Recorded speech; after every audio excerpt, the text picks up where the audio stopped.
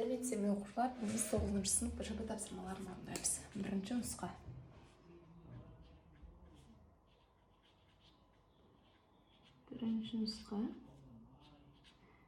Бірінші есеп. Бірінші есепте қорапта 5 күлгін, 4 жасыл және 3 қара кубиктер бар.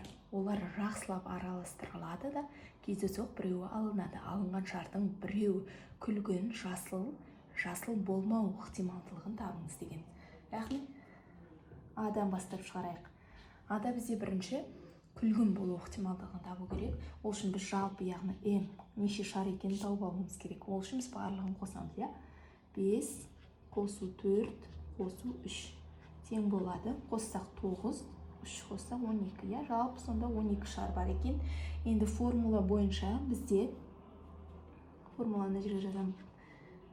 Ықтималдылық тең Mn.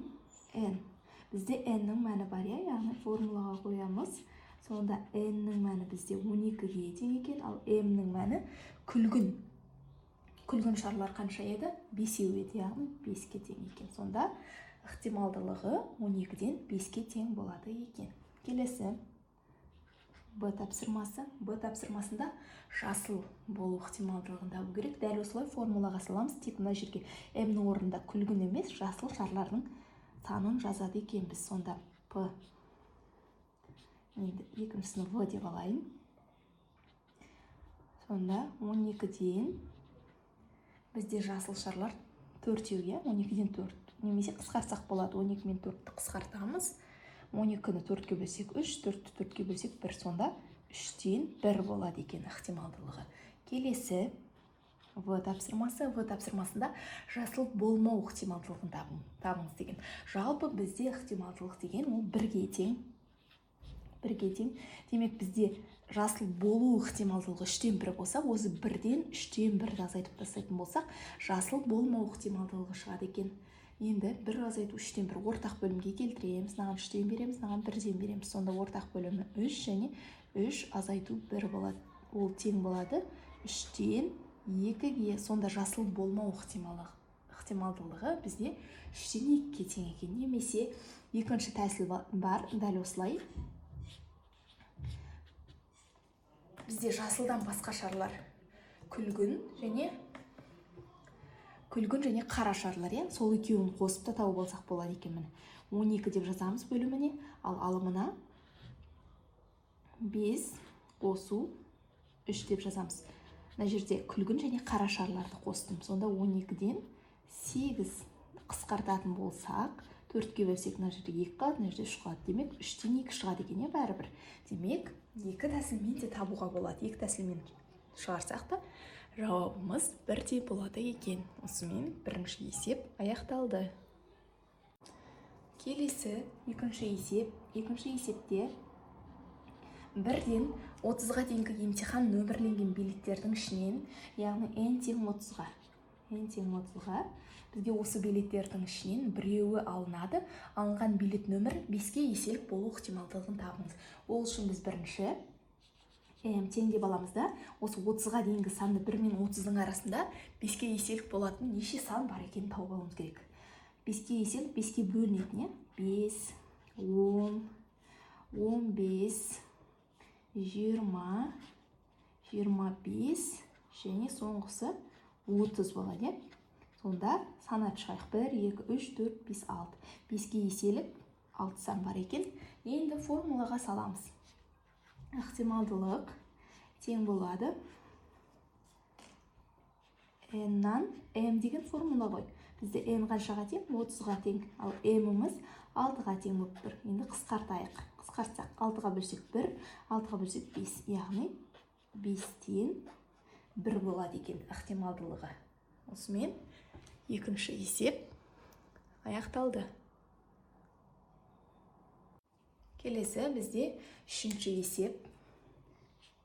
Үшінші есепте берілгені 9-шы сынып оқушыларының таеквондоға 13, фортепианоға 12, таеквондо мен фортепианоға 5, ал 2 оқушы қызығушылығы басқа.